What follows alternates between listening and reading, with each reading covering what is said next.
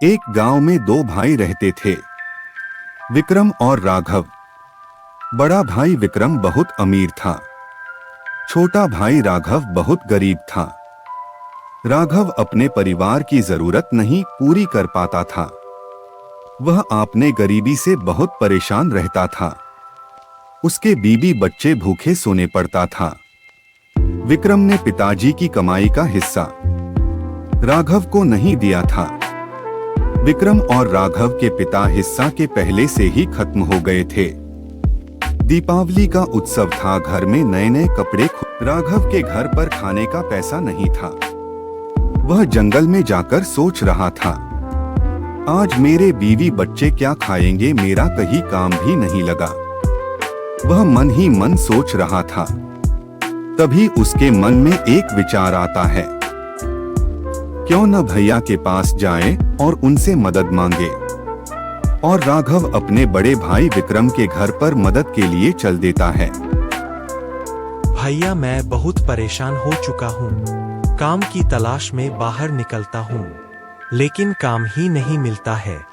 मैं हर रोज काम की तलाश में बाहर निकलता हूँ, लेकिन मुझे मायूसी के अलावा कुछ हाथ नहीं लगता। घर पर राधा और पूजा भूखे बैठे हुए हैं।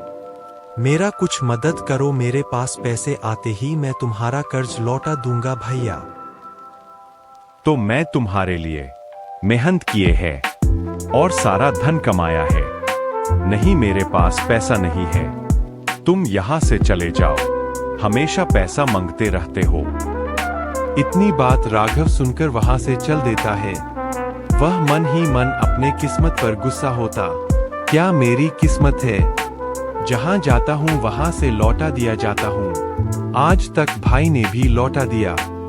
यह बात सोच ही रहा था, तभी उसको एक बूढ़ी दादी जी दिखाई देते हैं, जो लकड़ी का गट्ठर के पास खड़ी थी।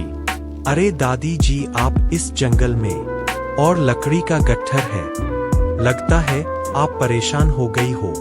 चलो मैं आपकी मदद कर देता हूँ। आखिर मेरे पास आज काम भी नहीं मिला है। अरे बेटा, आप तो बहुत अच्छे इंसान हो। मैं तो सोच रही थी कि लकड़ी का गट्ठर नहीं ले जा पाएंगे, और कई घंटे से मैं इस जंगल में खड़ी हूँ, कोई आने का इंतजार कर रही थी। आप लकड़ी के गट्ठर को मेरे घर पहुँचा दो तो मैं तुम्हारा एहसान मानूंगी। राघव लकड़ी के गट्ठर लेकर बूढ़ी दादी के घर की तरफ चलने लगता है। चलते चलते बूढ़ी दादी के घर पर पहुँच जाता है।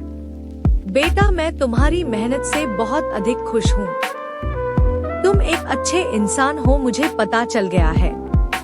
लेकिन तुम टेंशन में हो, मुझे पता है। मेरे पास एक जादुई पैसा है जो मैं तुम्हें देना चाहती हूँ, जो मुझे बहुत मेहनत से मिला था। इससे जो भी सामान काम हो तो इसे मांगोगे तो तुम्हें तुरंत यह पैसा दे देगा। लो बेटा, यह पैसा। राघव पैसा को लेकर घर में आता है, अपने बीवी बच्चों के पास बैठ जाता है। पैसा पैसा पैसा निकालो, जो मेरा दुख दिलीदर दूर हो जाए। मैं तुम्हारा अभागी रहूंगा। इतना कहते हुए पैसा से पैसा निकलने लगता है और पैसा पूरे रूम में भर जाता है। राघव और उसके परिवार बहुत खुश हो जाते हैं। धीरे धीरे राघव का परिवार खुश हो गया और धन दौलत की कोई कमी नहीं थी।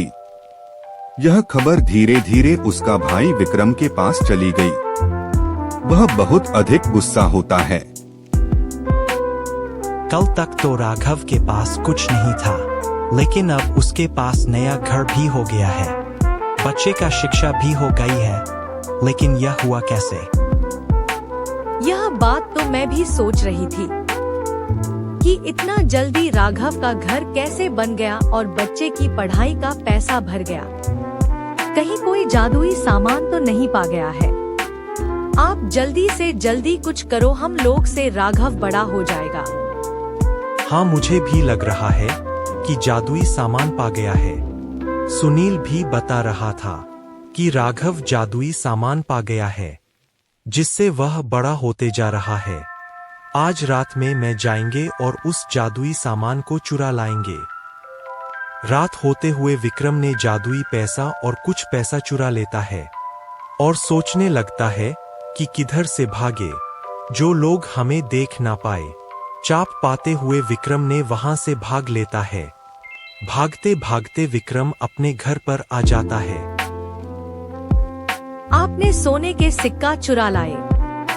कहीं पकड़ा तो नहीं गए थे? कोई जान तो नहीं गया है?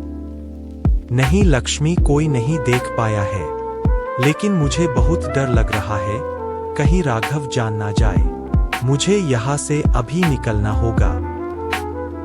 हाँ, आप सही बात बता रहे हैं। मुझे यहाँ से निकलना होगा। इस घर को हम लोग छोड़ दें और दूसरा घर कहीं पर लिया जाएगा। तब तक गुड़िया को भैया के यहाँ भेज दो। और दोनों उस घर को छोड़कर पैसा और जादुई सिक्का लेकर भाग लेते हैं। भागते भागते वह दोनों रास्ता भटक जाते हैं और जंगल में पहुंच जाते हैं, जो बहुत बड़ा और घनघोर जंगल था। अरे जी, हम लोग कहाँ पहुँच गए हैं? यह तो बहुत बड़ा जंगल है। यह जंगल में जानवर का डर है। अब मुझसे चला नहीं जाता है। कोई रहने का उपाय देखो जिससे हम लोग रात काट सके। हाँ लक्ष्मी, तुम चिंता मत लो। मैं अभी कुछ ना कुछ जुगाड़ लगाता हूँ जिससे हमारी रात कट जाएगी। इसी जंगल में कालिया नाम का दानव रहता था, जो कई दिन से भूखा था। वह भूख के मारे जल्दी जल्दी चल रहा था। आज कई दिन से मेरा भोजन नहीं हुआ है। लगता है मुझे ऐसे अपने झोपड़ी में सोना पड़ेगा। मेरा नसीब खराब है। अगर इसी तरह आदमी नहीं मिला तो मैं एक दिन मर जाऊंगा। इतना कहकर दानव अपने झोपड़ी की ओर चल देता है। तभी विक्रम को एक जंगल में झोपड़ी दिखाई देती है, जो जंगल के चारों ओर घिरी थी। हाँ, यह झोपड़ी अच्छी है। क्यों ना हम लोग इसी में रात काट ले और सुबह होते हुए यहाँ से हम लोग चले जाएंगे। मुझे तो इस झोपड़ी देखकर डर लग रहा है। इतने रात में जंगल में यह झोपड़ी किसकी है? नहीं, इसमें हम लोग नहीं रुकना चाहिए। अरे लक्ष्मी, रात भर की बात है। रात काट ले और सुबह यहाँ से चले जाएंगे। तुम क्यों डर रही हो? विक्रम और उसकी पत्नी दोनों उस झोपड़ी के अंदर जाने लगते हैं और उस झोपड़ी के अंदर चले जाते हैं। तभी भूखा प्यासा कालिया दानव अपने झोपड़ी के पास आ रहा था और उसको मनुष्य की खुशबू आती है। यह देखकर कालिया दानव बहुत आश्चर्यचकित हो जाता है। अरे, यह मनुष्य की खुशबू कहाँ से आ रही है? कोई मानुष तो नहीं आ गया? पर इतनी रात में कौन आएगा? क्यों ना झोपड़ी के अंदर चलकर देखें। और कालिया दानव झोपड़ी के अंदर जाने लगता है, जो बहुत क्रोधित और गुस्सा में था। झोपड़ी के अंदर विक्रम और उसकी पत्नी लक्ष्मी दोनों बैठे ही थे। तभी कालिया दानव झोपड़ी के अंदर घुस जाते हैं। यह देखकर विक्रम और उसकी पत्नी लक्ष्मी काफी घबरा जाते हैं। कालिया दानव दोनों को घूर घूर कर देखने लगा। वह ऐसे देख रहा था जैसे कि वह खाने जा रहा है। मुझे माफ कर दो दानव जी। हम लोग गलती से झोपड़ी में आ गए हैं। अब नहीं आएंगे। मुझे माफ कर दो और हमें यहाँ से जाने दो। हाँ दानव जी, मुझे माफ कर दो। हम लोग आपका कुछ नहीं किए हैं। हम लोग तो अपने भाई का जादू सिक्का चुराकर जंगल में आया था। मुझे पता नहीं था कि इस झोपड़ी में आप रहते हो। मैं नहीं आता। मुझे माफ कर दो।